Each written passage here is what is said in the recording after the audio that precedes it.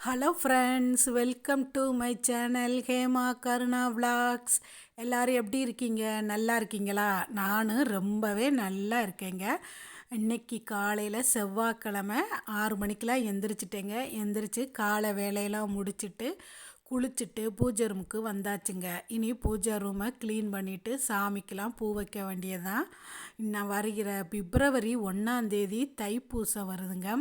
தைப்பூசம் முருகனுக்கு ரொம்ப ரொம்ப விசேஷமான நாள்.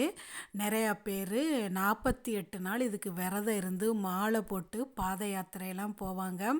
பழனிக்கு பாத யாத்திரை போவாங்க.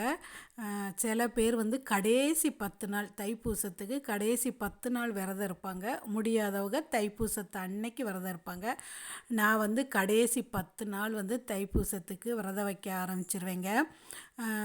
எந்தெந்த ஊரில் முருகன் கோயில்லாம் ஃபேமஸோ அங்கெல்லாம் நிறைய பேர் பாத யாத்திரை போவாங்க. திருச்செந்தூர், திருத்தணி, பழனி இப்படி போகலாம்.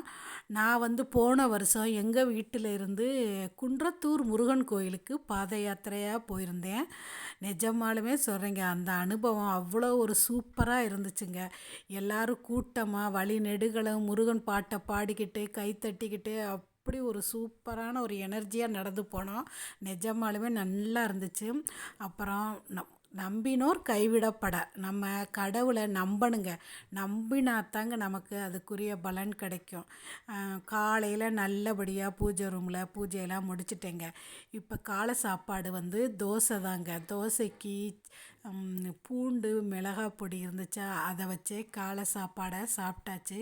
மத்தியானத்துக்கு காலையில் என் மகளுக்கு லஞ்சு பண்ணி கொடுத்துருந்தேன்னா, சாதம் வடித்து தக்காளி ரசம் வச்சு மீல் மேக்கர் ஃப்ரை பண்ணி கொடுத்துருந்தேன். அதையே நாங்களும் வச்சுக்கிற வேண்டியதான்.